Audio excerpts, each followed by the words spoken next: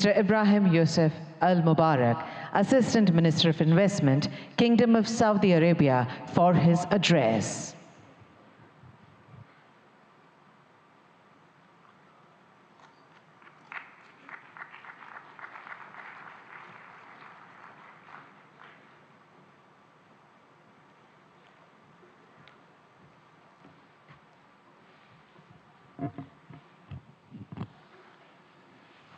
الحمد لله والصلاة والسلام على رسول الله.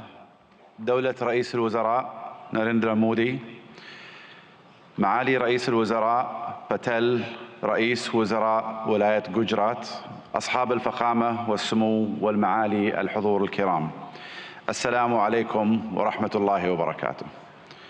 نامستي.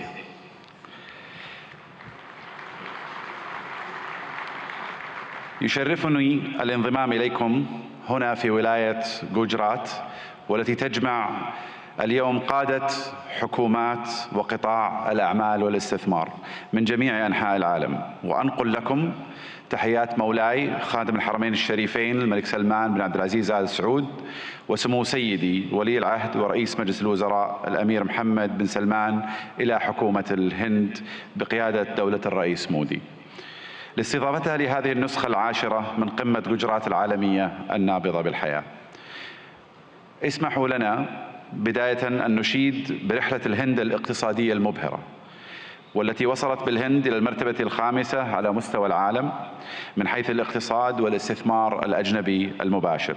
كما نهنئكم على رئاستكم الناجحة لمجموعة ال20 كصوت للاقتصادات الناشئة، وهو مما يهمنا بالتأكيد كعضو في مجموعة ال20، إضافة إلى أننا نفخر بانضمامنا إلى البريكس في هذا العام.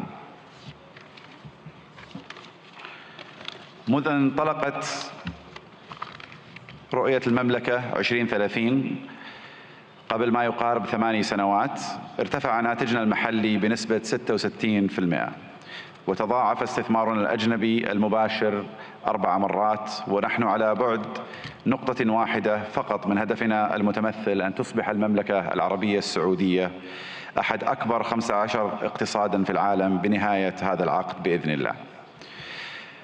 إن مكانة المملكة كشريك استثماري في البنى التحتية التقليدية والطاقة في القرن ال20 تتجاوز ذلك، لتشمل القطاعات الصناعية والخدمية في القرن ال21 مثل السياحة والثقافة والنقل والطاقة المتجددة وتقنية المعلومات والاتصالات والمدن والمصانع الذكية، بالإضافة إلى البناء والنفط والغاز. إضافة إلى أن أصول صندوق الاستثمارات العامة السعودي تجاوزت 700 مليار ريال، كما يحتل سوق الأسهم في المملكة المرتبة التاسعة عالمياً، بعد أن صعد من المرتبة ال25 في عام 2016، وقد بلغت الشركات المدرجة في السوق السعودي أكثر من 200 شركة، ويشاركنا اليوم مجموعة من هذه الشركات. إن مشاريع المملكة تعد فريدة من نوعها من حيث النطاق والطموح، لأنها تمثل بعضا من أكبر المشاريع المستقلة على مستوى العالم، وتوفر للمستثمرين فرصة استثنائية لإعادة تعريف الصناعات والحصول على حصة في السوق، ومنها نيوم، مشروع البحر الأحمر، الجدية والعلا، ومشروع بوابة الدرعية وغيرها من المشاريع. وخلال هذه القمة ستتاح لكم الفرصة لمعرفة المزيد مباشرة من الأشخاص الذين صمموا هذه المشاريع وقادوها منذ البدايات. أصحاب الفخامة والسمو والمعالي الحضور الكريم، إن المملكة العربية السعودية لا تشترك مع الهند في المصالح الاستراتيجية فحسب، بل تشتركان أيضاً في طموحات مماثلة تشمل التحول الرقمي والابتكار والدفاع والفضاء. كما تفخر المملكة بكونها جزءاً من الاتفاقية التاريخية والتي تم الإعلان عنها على هامش قمة مجموعة ال20 المثمرة التي عقدتها الهند في سبتمبر الماضي، وهي اتفاقية إنشاء ممر اقتصادي يربط الهند والشرق الأوسط وأوروبا بالسكك الحديدية وخطوط الموانئ وخطوط الأنابيب، كذلك مثل كابلات البيانات والهيدروجين والكهرباء، مما سيعزز بإذن الله سلاسل الإمداد والتوريد في جميع أنحاء العالم مع خلق فرص استثمارية غير مسبوقة في المملكة والهند والدول الشريكة الأخرى. في الختام أشكر مضيفينا الكرام جميعا على استضافتنا، ونسأل الله لهذه القمة التوفيق والنجاح، وأشكركم جميعا على اهتمامكم وحسن الاستماع. شكرا جزيلا، والسلام عليكم ورحمة الله وبركاته. Thank you very much, sir. We now invite Lord Tariq Ahmed, Minister of State, Middle East, North Africa, South Asia, United Nations and the Commonwealth, UK, for his address.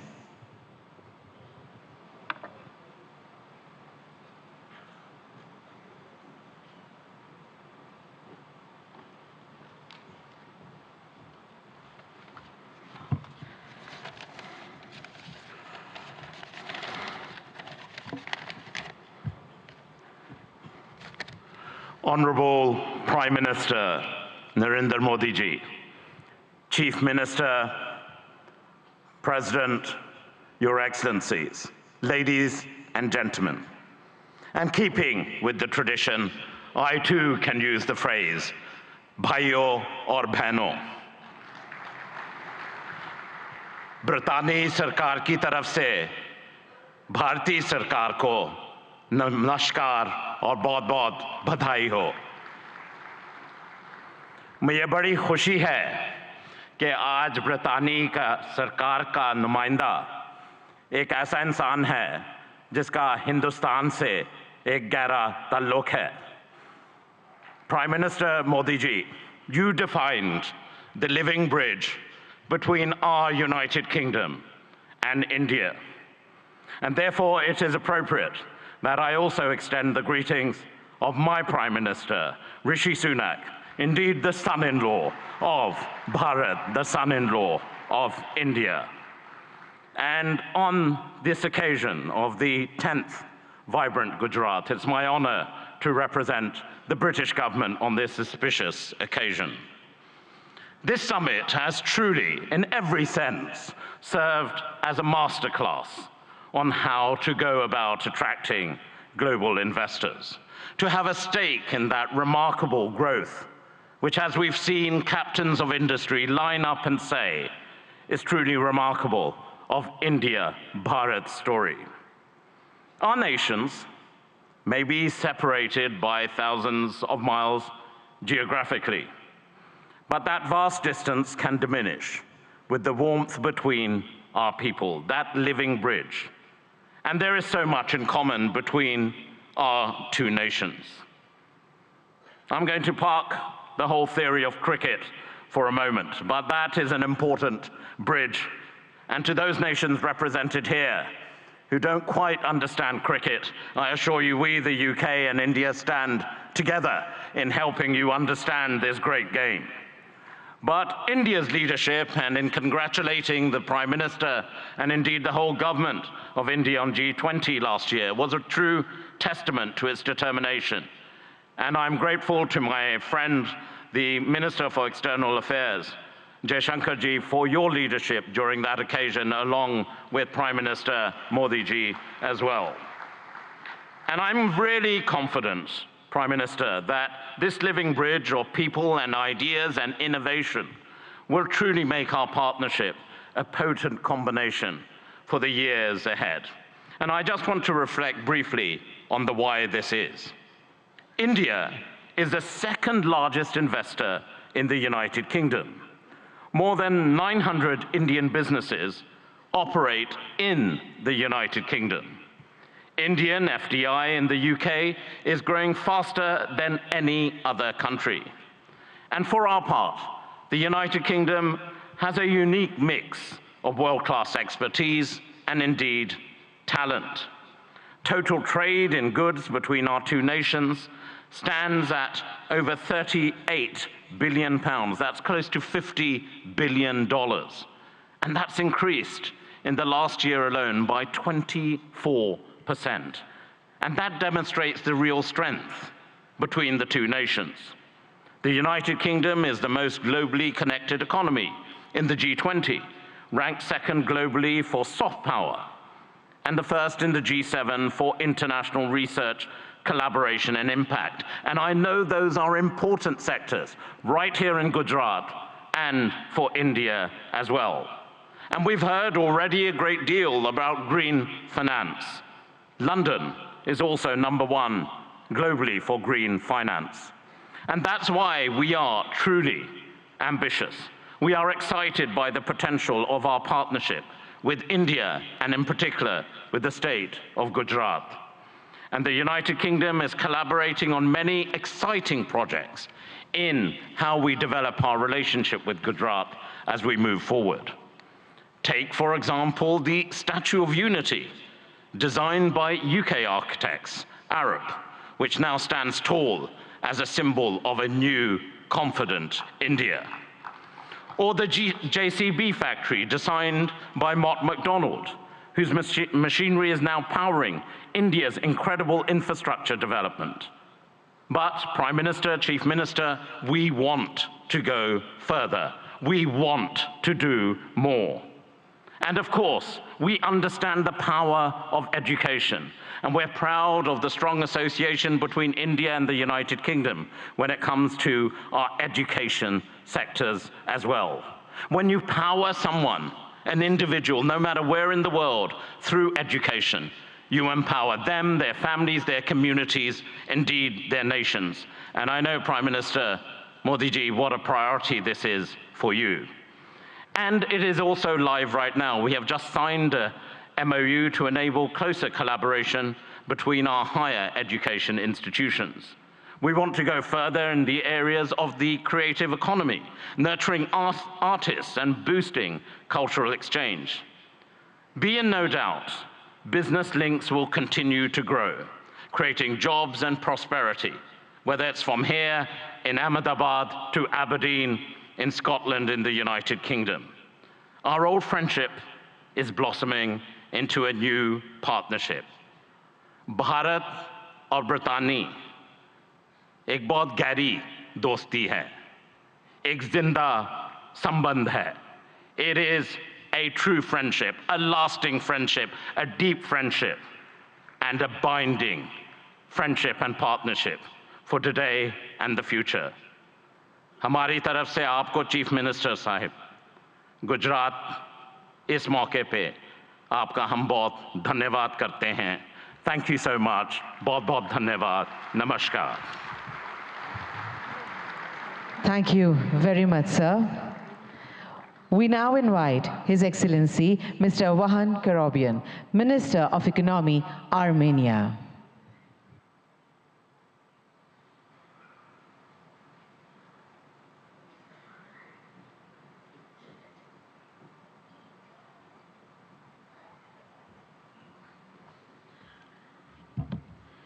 Honorable Excellency Prime Minister Shri Narendra Modi, Honorable Chief Minister of Gujarat Bhuendra Bhai Patel, Excellencies, distinguished guests, ladies and gentlemen. Welcome to the Vibrant Gujarat 10th Global Summit. As Minister of Economy of Armenia, I'm delighted to share the remarkable strides of our nation has made, especially in the realm of technology, trade, and investment. Our economy is doubled in 3-year time, and economic boom has not only reshaped our domestic landscape, but also positioned Armenia as the most advanced economy within the Caucasus and Eurasian Economic Union. In the burgeoning tech sector, dynamic trade environment, and attractive investment opportunities in Armenia have drawn global attention. Our commitment to continuously improving a business-friendly environment is evident in our progressive policies, which have been instrumental in catalyzing growth and innovation. For example, with our good friends from United Arab Emirates, we managed to increase our mutual trade by 10 times to $2 billion in just 2-3 years, building firm trade bridges between different fragments of the world economy. A pivotal aspect of our economic narrative is the increasing movement of trade and investments between India and Armenia. This bilateral investment flow is a testament to the deepening economic ties between our nations. It's heartening to see Armenian investments finding a fertile ground in India, and likewise, Indian investments flourishing in Armenia. We see investments in high-tech manufacturing, metallurgy, mining, jewelry and diamond cutting, and other sectors.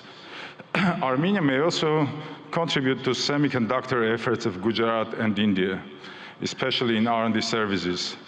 We have homed R&D centers for several semiconductor companies, such as Cisco, Microchip Technology, AMD, Siemens, NVIDIA, Synopsys, and others. Given this promising potential, it's crucial for both the Armenian and Indian governments to further encourage and develop this mutual trade, logistics, and investment opportunities. By doing so, we can unlock new avenues of collaboration, foster innovation, and pave the way for a prosperous future. Armenia's strategic position within the Eurasian Economic Union opens up additional prospects. Leveraging this position can benefit businesses looking to tap into the expansive Eurasian market, facilitating industrial development, trade, logistics, and joint ventures. Honorable Prime Minister, recently, Prime Minister of Armenia announced Crossroads of Peace project that is aimed to strengthen logistics and economic connectivity across the region. As we convene at this summit, I offer you to explore the logistics opportunities to connect India and Europe via Iran's Chabahar, Armenia, and Georgia. This multimodal transport route, which is under development now, may become a competitive linkage between Europe or Eurasia and India. For centuries, Armenian traders were actively engaged in trade between India and Europe. Let's strengthen our ties again, embark on new ventures, and march towards a future marked by shared success and mutual growth. Thank you for the honor of presenting Armenia at this prestigious summit. Together, let's build a framework for sustained cooperation and mutual investments that benefits both our great nations and the region as a whole. Let's build the gateway to the future. Thank you. Thank you very much, sir. We now invite His Excellency, Mr. Tiit Risalu, Minister of Economic Affairs and Information Technology, Estonia.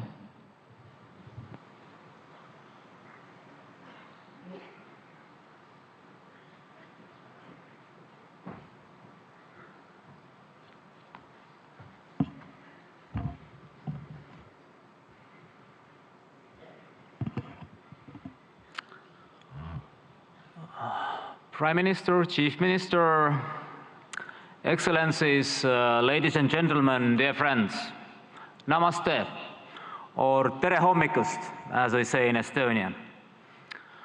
I believe India is a spiritual country where people believe still in miracles.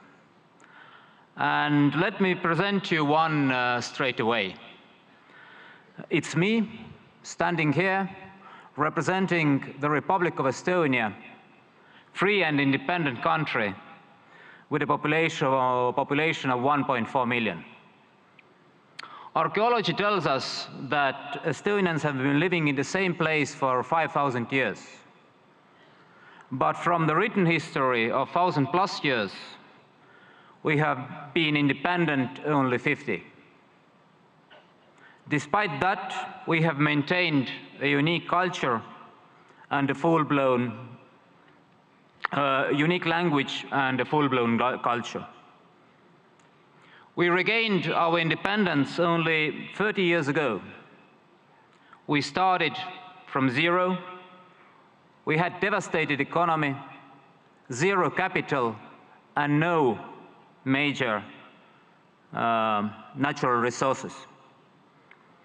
For now, we are widely recognized as first and one of the most advanced digital societies. Estonia is a global leader in harnessing the power of technology for its citizens.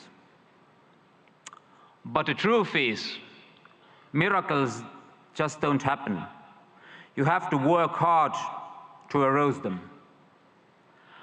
And that's why we are here, to work together with nations and regions who share the same values: democracy, rule of law, market economy, drive forward. India certainly has an instrumental role to play that those values prevail globally. You have proved it repeatedly, most recently with the excellent execution of the G20 presidency. Thank you again, Prime Minister Modi, for the leadership. Estonia is ready to work with you and offer our best knowledge on digital public goods, on e-governance, cybersecurity, green tech, educational technology, and personal medicine. And we know India grows when the states grow. So we're happy to work on all this with Gujarat, because Gujarat means growth. And then, if we work hard, we know the reward. In the end, the truth alone trumps. Thank you. Hope for a good cooperation. Thank you very much, sir. We now invite His Excellency Mr. Riyad Mazzour, Honorable Minister of Industry and Commerce, Morocco, for his address.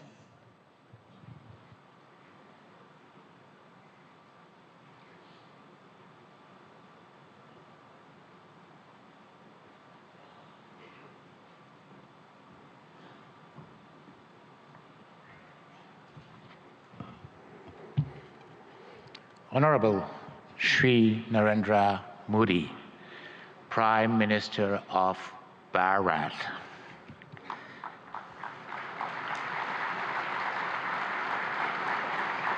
Honorable Chief Minister of Gujarat, Shri Bhavendra Patel. Honorable Head of States, Chief of Governments, Ministers, Excellencies, ladies and gentlemen, it's my honor and distinct privilege to address this esteemed assembly at the 10th Vibrant Gujarat Global Summit, representing the Kingdom of Morocco. I'm deeply grateful for your gracious invitation extended to by the government of Bharat. This marks a significant milestone as Morocco proudly participate as a partner country for the second time in this globally acclaimed summit. This summit, an initiative that we owe you, Prime Minister Modi, that we owe to your leadership, stands as a beacon of opportunity, not only in fostering business projects, but also in fortifying the enduring bonds of cooperation and friendship that so splendidly unites Morocco and Bharat. The historical visit of our beloved King Mohammed VI to Bharat in 2015 and his meeting with you, Prime Minister, Honorable Prime Minister Modi, marked a new era in the cooperation between my country and Bharat, raising the level of bilateral relation to a strategic partnership.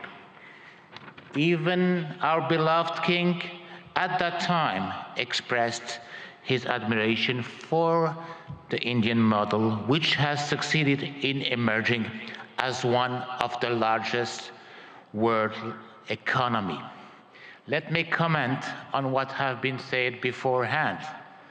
Prime Minister Modi, you made Gujarat as an engine of growth for Bharat, but you made Bharat as the engine of growth of the world. Morocco, for its part, has also evolved positively, showing a regional leadership in advanced sectors, such as automotive, aerospace, semiconductor, and fertilizer industry, coupled with a significant transformation of historical sectors such as textile and agri-food. All sectors have been performing remarkably well despite successive crises, which confirm the undeniable success of the industry policy of Morocco, Gujarat, and Bharat. Since then, our two governments have worked tirelessly to achieve the objectives set. Today, there are almost 50 agreements and MoUs signed in various sectors. Today, there are also 45 Indian companies established in Morocco, while there were only 13 in 2015. Today, our exchanges have tripled from $1.4 billion to $4.2 billion. Today, Gujarat, India, has hosted the most important Moroccan investments in Asia. This is a testimony of the great momentum that had been injected into Moroccan-Indian bilateral relations, and I'm confident this will continue to grow as both of our nations share a commitment to economic growth, sustainable development, and mutual prosperities. Ladies and gentlemen, under the guidance of our beloved King, Morocco has embarked on a transformative journey, guided by a strategic development roadmap that has steered the nation towards openness and remarkable progress. In the face of supply shocks and succession of global crises, Morocco's resilience has been extraordinary, showcasing its agility to navigate through multifaceted challenges with innovative solutions. Indeed, our country's GDP has tripled in the last 20 years, and we multiplied our manufacturing export by 6 since 2000. Today, 87% of our export are manufactured products. Today, Morocco is the first manufacturer of cars in Africa and one of the most competitive countries worldwide in producing cars and renewable energy. Well, the best and the most competitive country in producing cars is still Bharat. Moreover, thanks to our ideal position as a continental and world-class hub, its free trade agreements giving access to more than 100 countries and 2.3 billion consumers, and its political and monetary stability, Morocco offers great opportunities for investors to settle. Ladies and gentlemen, given the commitment of my country in accordance with the high royal vision to the promotion of an active, solid, and supportive cooperation in a spirit of co-development and shared growth, Morocco and Bharat can work closely through a South-South triangular cooperation to promote growth in Africa, India, and in the world. Indeed, our strategic partnership should also enable our countries to develop joint initiatives that include the entire African continent in the process of industrializing and developing economies, but also to ensure food and health securities. Ladies and gentlemen, the time is ripe for Morocco and Bharat to forge a stronger, more dynamic partnership by leveraging our respective strengths and addressing the challenges together. We can create a future marked by shared prosperity, innovation, and growth. Thank you very much. Thank you very much, sir. We would now like to welcome His Excellency Mr. Prakash Sharan Mahat, Finance Minister of Nepal.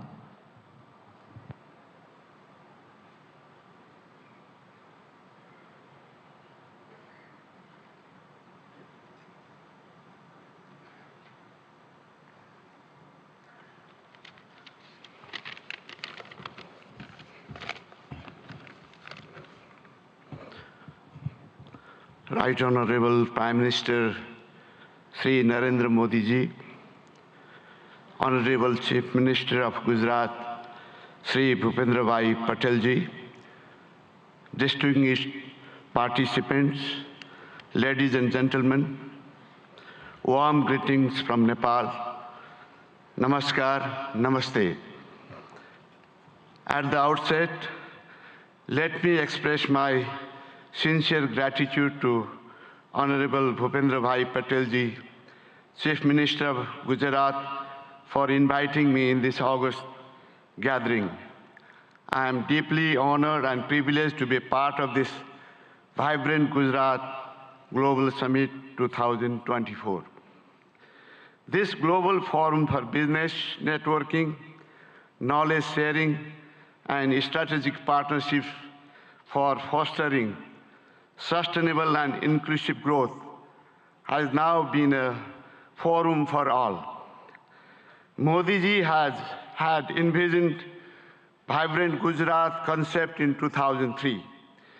Under your visionary leadership, this idea of entrepreneurial spirit of Gujarat has now been translated into Vibrant India. India is now a major global economic power. I also like to commend Modi ji for your transformative leadership during G20 presidency, which has brought this mechanism to a next level. That is, you have made this more inclusive and broader. Vibrant Gujarat development model, which you are translating nationwide, has been a source of inspiration for many countries, including Nepal,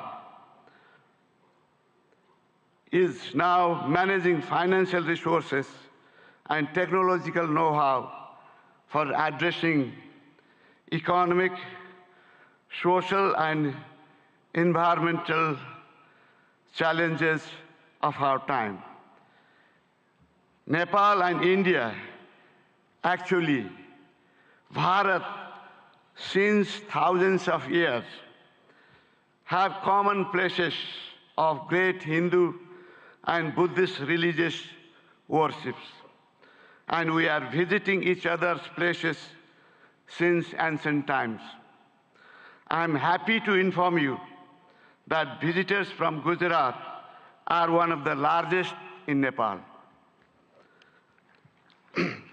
I still have fresh memory of Modi ji's statement delivered in our parliament in 2014, particularly your emphasis on HIT, that is highways, information ways, and transmission ways.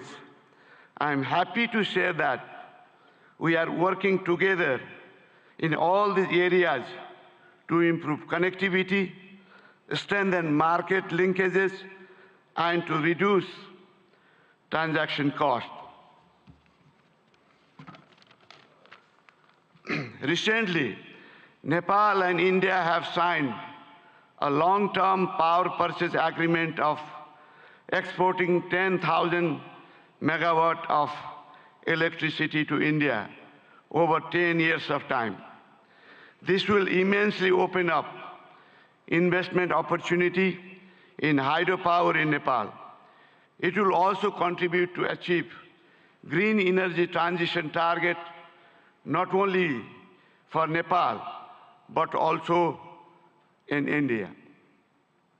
Situated between two global economic powers, Nepal has adopted liberal, market-oriented economic policy since the early 90s and is a member of several international organizations and multilateral agencies. And we are implementing trade and investment policies and regulation of international standards.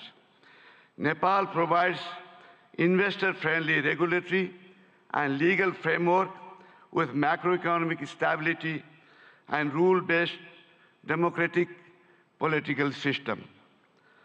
Our legal system prohibits nationalization of private enterprises and properties.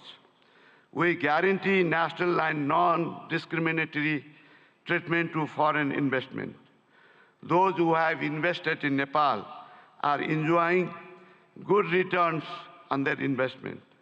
The abundant natural and educated human resources, together with potential domestic and export market, ensures attractive return for prospective investors. There are huge untapped investment opportunities in Nepal, in energy, tourism, agribusiness, and ICT. There are also other potential areas of investment such as health, education, manufacturing, construction, transportation, mining, banking, and financial services. Nepal is organizing Investment Summit in April 28 and 29 this year in Kathmandu. I would like to use this occasion to cordially invite all captains of industries and entrepreneurs from India and other participating countries for your valuable involvement in this summit. I hope your innovative business ideas and investment decisions will be a milestone for unlocking growth potential of Nepal. Once again, I would like to express my sincere thanks to the state government of Gujarat for providing me this opportunity to witness remarkable confluence of minds and energies in Vibrant Gujarat Global Summit. I wish for the grand success of this summit. Thank you very much. Thank you very much, sir. We now invite His Excellency Mr. Tran Lu Quang, Deputy Prime Minister of the Socialist Republic of Vietnam, to deliver his address.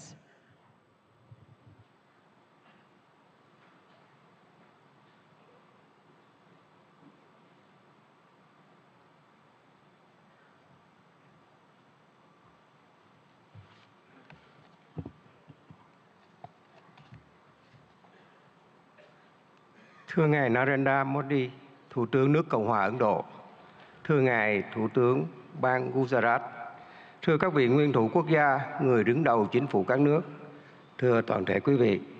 Hôm nay, tôi rất vui mừng tham dự hội nghị thượng đỉnh toàn cầu Gujarat đầy sức sống lần thứ 10 với chủ đề Cửa ngõ vào tương lai tại bang Gujarat, quê hương của vị lãnh tụ vĩ đại Mahatma Gandhi của đất nước và nhân dân Ấn Độ anh em, quê hương của ngài Thủ tướng Narendra Modi.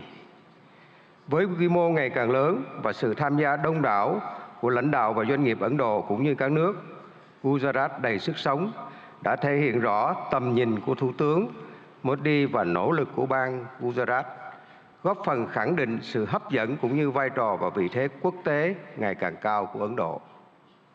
Chúng ta đang sống trong một thế giới đầy biến động phức tạp và khó lường. Dù gặp nhiều khó khăn thách thức, song hòa bình, hợp tác và phát triển vẫn là xu thế lớn. Chúng tôi đánh giá cao việc hội nghị lần này tập trung thảo luận những động lực, xu thế phát triển mới, trong đó có kinh tế xanh, kinh tế tuần hoàn, kinh tế số, thành phố thông minh. Đây cũng là những lĩnh vực ưu tiên trong tiến trình phát triển và hội nhập quốc tế của Việt Nam. Để thúc đẩy mạnh mẽ các lĩnh vực nêu trên, hướng tới các mục tiêu phát triển bền vững, chúng tôi cho rằng các chính phủ cần tạo lập khuôn khổ chính sách, pháp lý và môi trường đầu tư kinh doanh thuận lợi, ổn định, minh bạch, công bằng, triển khai các chiến lược, kế hoạch một cách nhất quán. Nguồn vốn từ đầu tư công của chính phủ cần đóng vai trò dẫn dắt, đồng thời khuyến khích mạnh mẽ và thu hút hiệu quả các nguồn lực của khu vực tư nhân và đầu tư nước ngoài. Trong hợp tác quốc tế, cần đưa các lĩnh vực này thành nội dung hợp tác chủ đạo và ưu tiên dành nhiều nguồn lực hơn nữa để hiện thực hóa. Các nước phát triển cần tăng cường hỗ trợ các nước đang phát triển về vốn, chuyển giao công nghệ, kỹ thuật, quản trị hiện đại, đào tạo nguồn nhân lực.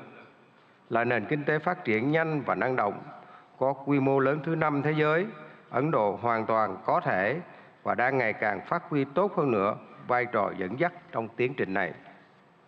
Thưa tất cả quý vị, thời gian qua, quan hệ hữu nghị truyền thống và đối tác chiến lược toàn diện giữa Việt Nam và Ấn Độ không ngừng phát triển trên các lĩnh vực.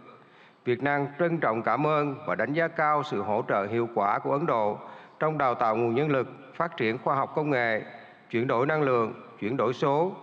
Trong thời gian tới, chúng tôi mong muốn đẩy mạnh hơn nữa hợp tác với Ấn Độ nói chung và bang Gujarat nói riêng, nhất là trong các lĩnh vực có thế mạnh của Ấn Độ và phù hợp với ưu tiên phát triển của Việt Nam. Trong đó, nhiều lĩnh vực sẽ được trao đổi tại hội nghị lần này. Là bạn, là đối tác tin cậy và là thành viên tích cực, có trách nhiệm trong cộng đồng quốc tế, Việt Nam luôn hoan nghênh và sẵn sàng tạo một điều kiện thuận lợi nhất để các doanh nghiệp Ấn Độ đầu tư, kinh doanh lâu dài ở Việt Nam. Chúng tôi tin tưởng rằng hợp tác tốt đẹp giữa Việt Nam và Ấn Độ không chỉ mang lại lợi ích cho cộng đồng doanh nghiệp và nhân dân hai nước, mà còn đóng góp tích cực cho hòa bình, hợp tác và phát triển thịnh vượng, bền vững ở khu vực và trên thế giới. Xin chúc Ngài Thủ tướng Modi, các vị lãnh đạo và toàn thể quý vị sức khỏe và hạnh phúc.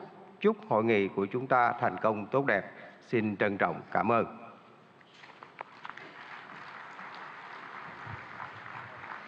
Thank you very much, sir. We now honored to invite His Excellency Mr. Petr Fiala, Honorable Prime Minister, Czech Republic, for his address.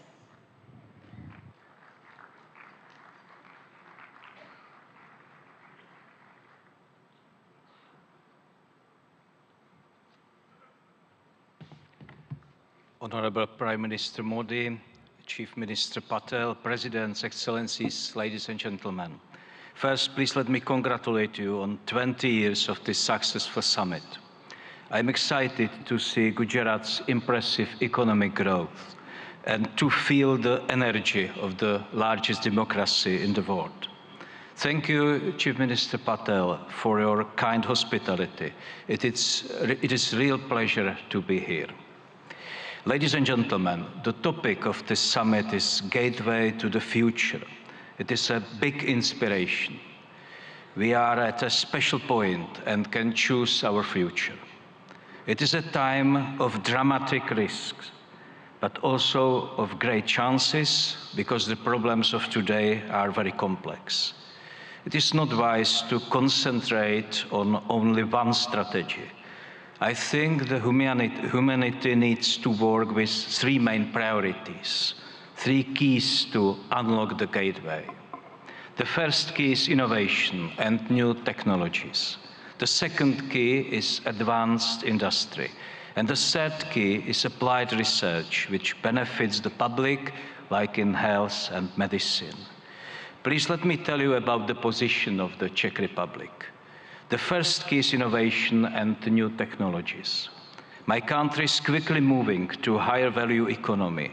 We are changing our education system, and we want stronger accent on STEM subjects. We also support innovation and partnership between universities, research institutions, and private sector. Maybe you know some innovative Czech brands. For example, the software security company Avast or the online ticketing global player Kiwi. My government is mainly interested in long-term strategic investment. This includes AI research, electromobility, and especially semiconductors.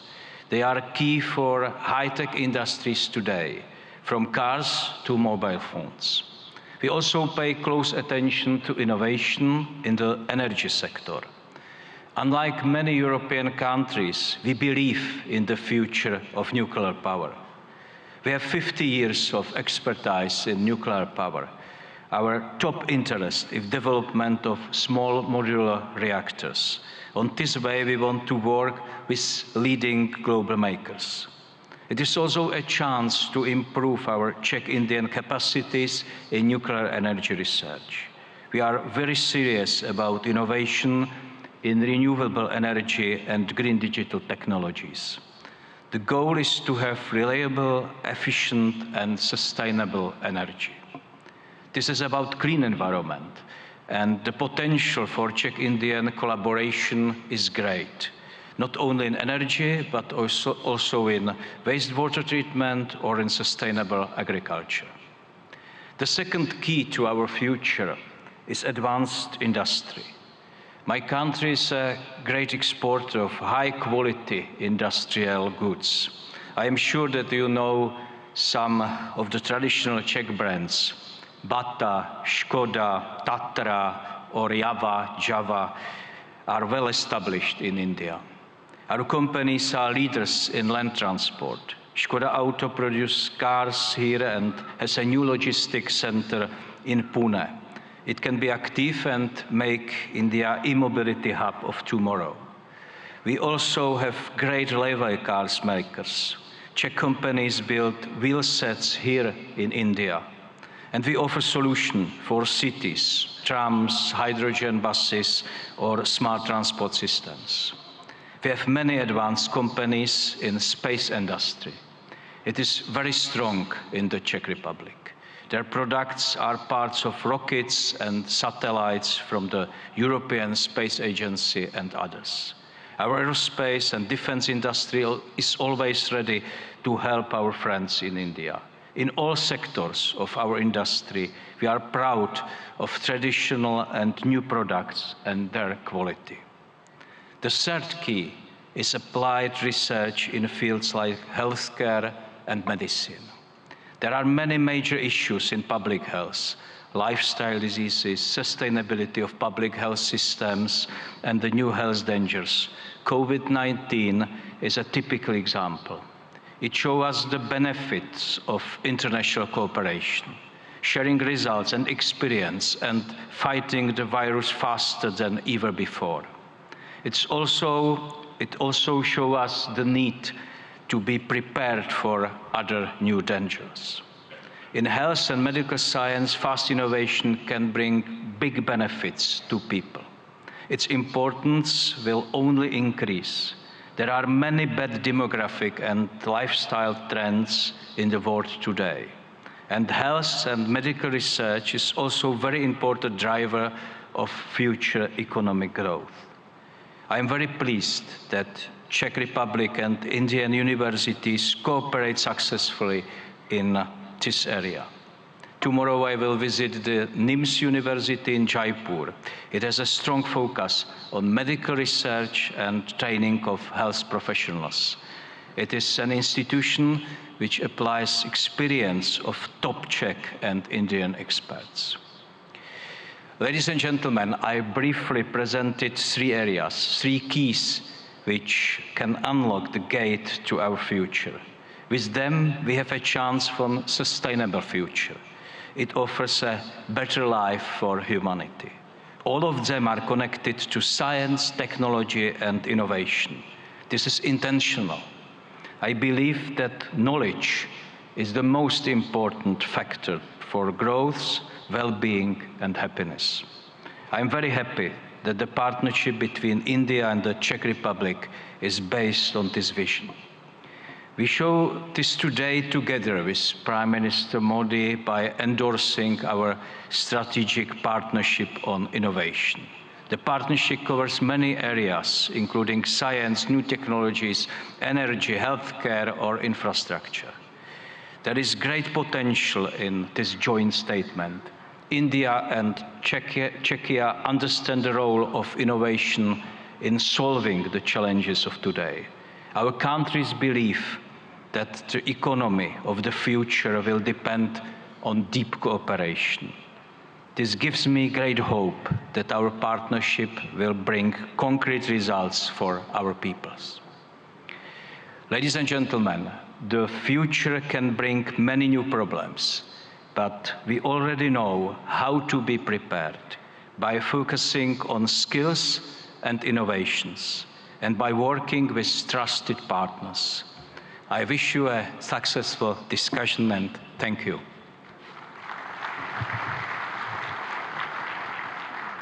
Thank you very much, sir, for your words of appreciation and encouragement.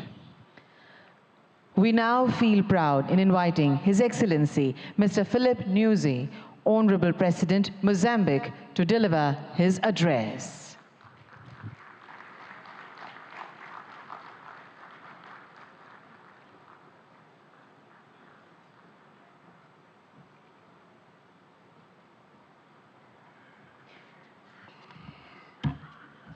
Muito obrigado.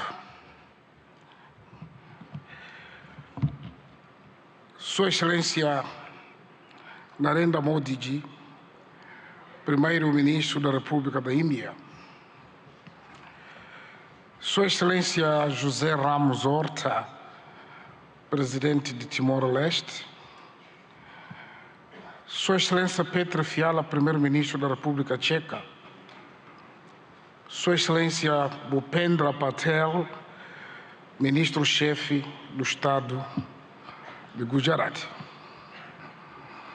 Senhores Ministros presentes nesta cimeira, minhas senhoras e meus senhores, inicio a minha intervenção saudando e agradecendo a Vossa Excelência e meu irmão Narendra Modi, Primeiro-Ministro da Índia, pelo convite que nos foi formulado na qualidade de parceiro para participar neste evento de grande relevância para os nossos países. Aproveito a ocasião para felicitar a vossa presidência do G20, um momento histórico que conseguiu colocar o continente africano, ou seja, a União Africana, como membro permanente do G20. Saudamos de forma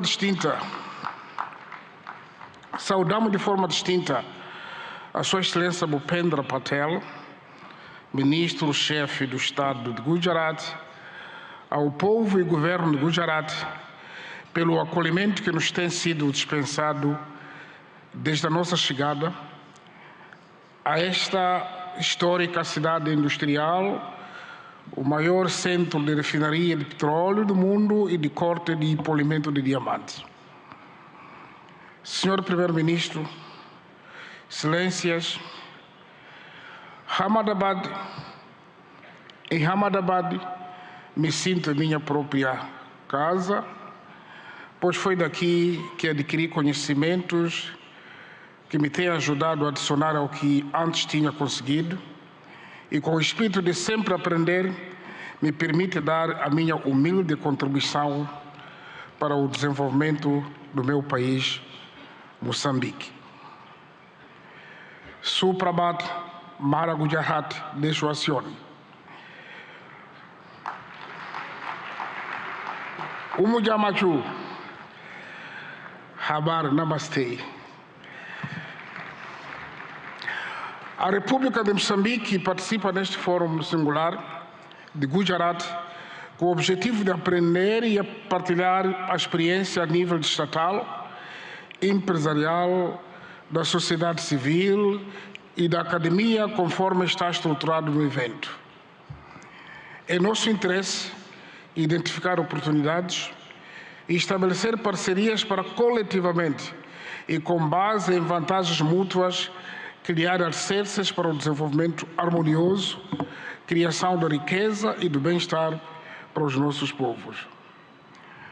A República da Índia e o Estado de Gujarat, em particular, oferecem a muitos países em desenvolvimento a oportunidade de partilhar a experiência de resiliência e de superação perante obstáculos ao desenvolvimento.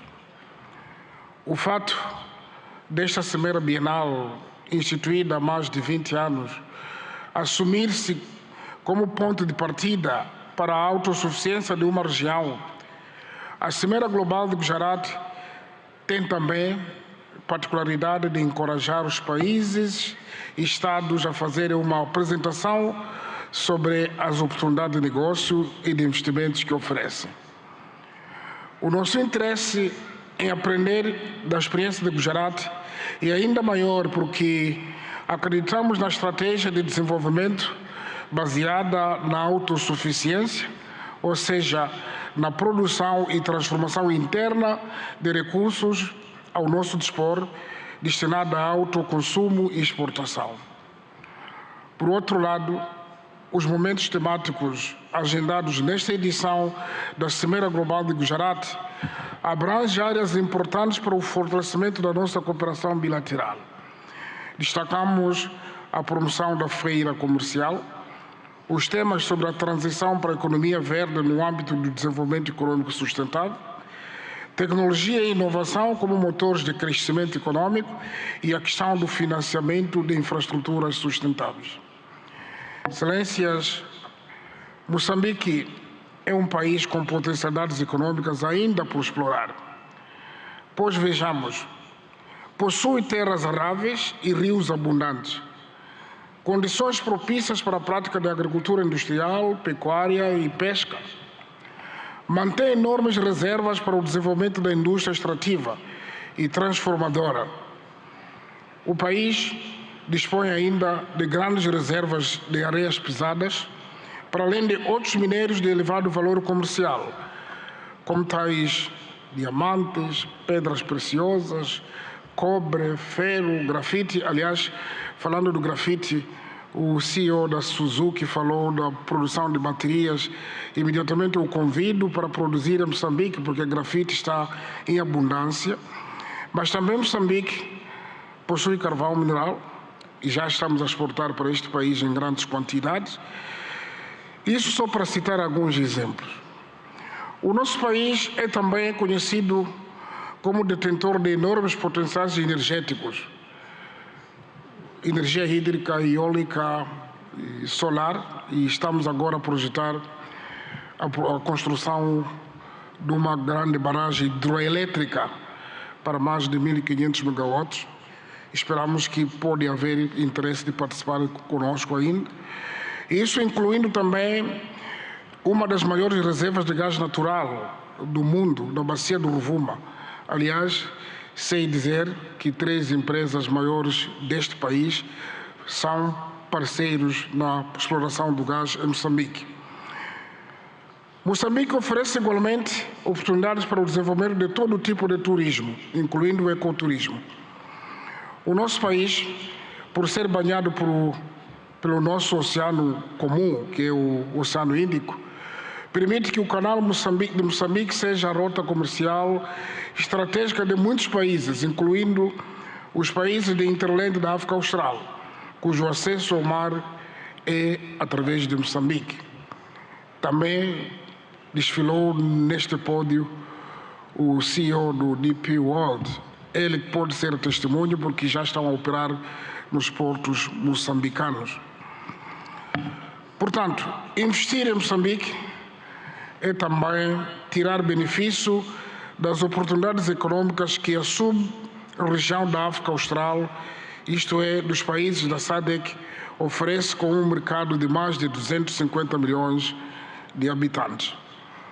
A legislação sobre investimentos em Moçambique oferece um pacote de investimentos de incentivos aos investidores que decidam apostar no país para a produção de bens e serviços que criam oportunidades de emprego para os jovens moçambicanos e concorram para o acréscimo de valor, industrialização e modernização da economia. Neste contexto, para fortalecer a cooperação internacional, através da criação de parcerias produtivas, conducentes a uma rápida aceleração do crescimento econômico global e melhoria das condições de vida das nossas populações, convido mulheres, homens de negócios indianos e de todas as outras partes do mundo aqui presentes a investir em Moçambique numa base de ganhos mútuos. O governo de Moçambique tudo faz e fará de modo a assegurar uma parceria econômica em que todos saiamos a ganhar e juntos contribuamos para um mundo próspero para nós e para as futuras gerações. Termino afirmando que a meta coletiva ficou patente, que é melhorar as condições de vida da humanidade, num ambiente de paz, cooperação, solidariedade e de sustentabilidade em que se respeite e se preserve o planeta Terra, a nossa casa comum. Fazemos votos que desta semeira brotem negócios viáveis em benefício dos nossos países e povos. A todos desejamos melhores venturas e muitos sucessos na criação do progresso e bem-estar comum. Obrigado, parabéns, Primeiro-Ministro Modi. Thank you so much, sir, for your words of praise and your insights on shared journey of development. We would now with pleasure invite His Excellency, Mr. Jose Ramos Mirta, Honorable President Timor-Leste, to deliver his significant address.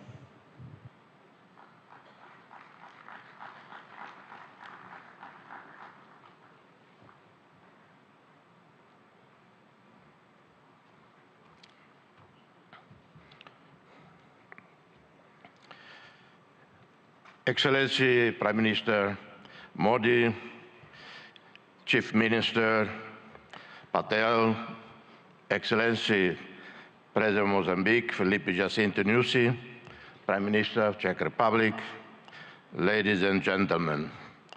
It is always a real pleasure to set foot on this land of a great ancient civilization. I first visited India on a personal capacity in April 1992, having spent more than a week in Dharamsala. My first official visit was in 2003 as Senior Minister of Foreign Affairs of the newly independent Timor-Leste. I visited again India in 2013, 2014, 2015 in different capacities. In my previous position as Senior Minister of Foreign Affairs, I wholeheartedly supported India's meritful right to be a permanent member of the UN Security Council.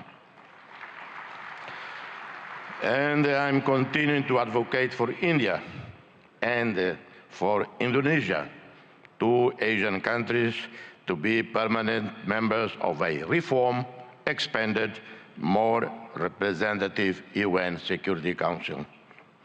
As chair of, in 2014-15, of the high-level independent panel on UN peace operations, I visited Delhi for extensive consultation with leaders, including senior military officers.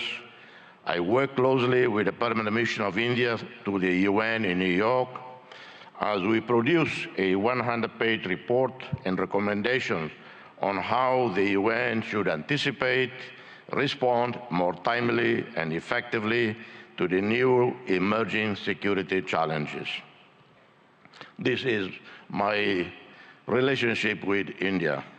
My sincere appreciation for the invitation to address this prestigious international forum, my gratitude to a great visionary, transformative leader, Prime Minister Narendra Modi, who conceived the 10th Vibrant Gujarat Global Summit in 2003. Gratitude for the warm reception extended to me and members of my delegation. This forum, now renowned globally, has been a catalyst for business networking, knowledge sharing, strategic partnerships, inclusive growth, and sustainable development. The state of Gujarat, driven by an inherent entrepreneurial spirit, has emerged as an industrial leader and a favored destination for investment. Timor-Leste, for its part, represents an oasis of peace, tolerance, and stability, where fundamental rights and freedoms are strictly safeguarded. The International Media Watch, called Reporters Without Borders, based in Brussels, rates Timor-Leste number 10 globally in media freedom out of 193 countries. Timor-Leste stands out with a business environment conducive to investments, having consolidated global presence as an active member of the United Nations, the Community of Portuguese-Speaking Countries, CPLP, a pioneer, founder of the G7 Plus Fragile States, leader and spokesperson in climate change within LDCs and SEEDS. We are progressing our membership process with WTO, which should happen probably in February, hoping to formally exceed by March this year. Formal ASEAN membership should occur in 2025. We are committed to creating a favorable business environment with legislation in line with international best practices, protecting foreign investments, eliminating double taxation, open PPPs, BOTs, and any other mutually beneficial modality consistent with the priorities outlined in our National Strategic Development Plan. We have a sovereign wealth fund with significant investments in U.S. Treasury bonds and other developed market bonds, and have invested significantly in equities internationally with more than 1,000 portfolios, with annual returns of over 8%. We have zero debt to commercial banks. Our debt to regional or multilateral lending institutions is 13% of our GDP. Our young and vibrant diaspora present in countries such as Australia, South Korea, Indonesia, Malaysia, Portugal, the United Kingdom contribute significantly to the development of both host countries and Timor-Leste, with foreign remittances being an important part of our society well-being. We invite you, ladies and gentlemen, to invest with us, be part of the realization of a dream. Opportunities abound. I outline some. In the tourism sector, almost the entire northern coast of Timor-Leste, plus Atauro and Jaco Islands, teem with the richest biodiversity in the world. That's according to Conservation International, not according to me personally. Boasting the healthiest coral biodiversity in the entire region, known as the Amazon of the seas. Atauro Island, located north of Timor-Leste's capital, is recognized as a most important part of the global center of marine biodiversity and a global priority for conservation. We integrate a region that covers 1.6% of the planet's ocean area, boasting with marine life, home to 76% of all known coral species in the world, and habitat of more than 3,000 species of fish. We are seeking investments and partnerships in hotels, resorts, homestays, convention centers, restaurants, services, customer support, wellness, and hospitals. In the oil, gas, minerals and renewables, we have a vast resources, oil and natural gas reserves, onshore and offshore, within our exclusive economic zone, where the Greater Sunrise gas field stands out, whose consortium led by Woodside is expected to bring this important wealth onshore very soon. In the coming years, Timor-Leste will invest in the construction of a modern gas pipeline and petrochemical industry as part of our major Tasimane project. This major national investment includes, among others, the construction of a refinery, the adaptation of our power station to natural gas, and the development of a multifunctional supply base for all the related needs. We also have large reserves of other minerals, huge marble structures, limestone, as you know, a key resource for the development of cement industries and other construction products, capable of feeding the domestic market and supplying growing foreign demand. Green economy, renewable energies. Committed to sustainable development, we seek to invest in renewable energy as prudent, incremental transition to renewable energies. We are looking forward to working with the UAE, led by a visionary leader, our friend, President Sheikh Mohammed bin Zayed Al Nahyan, with whom we share many commonalities. This is in line with commitments made at the recent COP28 summit held in Dubai. I take the opportunity to congratulate His Royal Highness, the President of UAE, Sheikh Mohammed bin Zayed Al Nahyan for the success of the UAE chairmanship of the 28th Conference of the Parties to UNFCCC. We have a great potential for developing solar and wind energy production fields, and some projects are underway with the support of the Asia Development Bank, namely in the municipality of Manatutu, where an initial investment of US $120 million is expected to produce in 25 years overall return above US $300 million. We seek to develop hydroelectrics with the construction of dams and mini hydroelectric plants that can take advantage of the mountainous terrain and rainy season, guaranteeing access to clean energy and reserve water for irrigation and urban supply. Infrastructure and transport. In the last 15 years, we have seen dramatic improvements in our infrastructure sector. National roads, electricity now covering 96.1% of the country, one state-of-the-art port, the Port of Tiber Bay, operating since 2022, with a total investment of $280 million.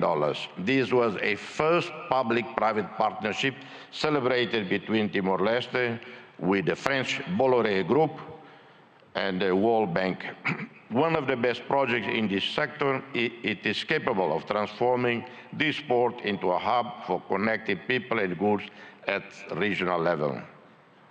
We are also starting the first phase of the expansion of Dili International Airport with an initial investment of $97.7 million, partially funded by the ADB, IFC, and the governments of Australia and Japan. This includes expanding the runway, building a modern terminal. This links up to a wider program facilitating air services with other national and regional airports, combined with aircraft maintenance network capable of transforming Timor-Leste into a hub for air connectivity and services. In connectivity, we are looking forward to the arrival onshore in Dili in 2024, in 9 months from now, of a submarine cable from Port Hedland, Australia, a project funded by the Australian government. Health, the development of the national health system with improvement and modernization of our primary, secondary, tertiary healthcare network go hand in hand with investments planned in tourism infrastructure, in different economic activities, responding to the needs of our national and foreign customers. We are looking at building new, modern, well-equipped hospitals. In 2002, we had 20 medical doctors for roughly 900,000 people. In 2024, we have over 1,200 medical doctors for 1,400,000 people. Our ASEAN roadmap and accession anticipates the construction of suitable infrastructure to host international summits, such as airports, communication facilities, 5-star hotels, convention centers, modern health and hospital services. Agriculture, fisheries, and forestry. Timor-Leste has great potential for agricultural development. Traditional crops such as rice, coffee, maize, cassava, cocoa, vanilla. We have one of the best, or I would say the best coffees in the world. I apologize to any coffee producing country here, but I think we are rated the best in the world. And the Prime Minister, I suggest Indians should drink more coffee. That would help selling our coffee.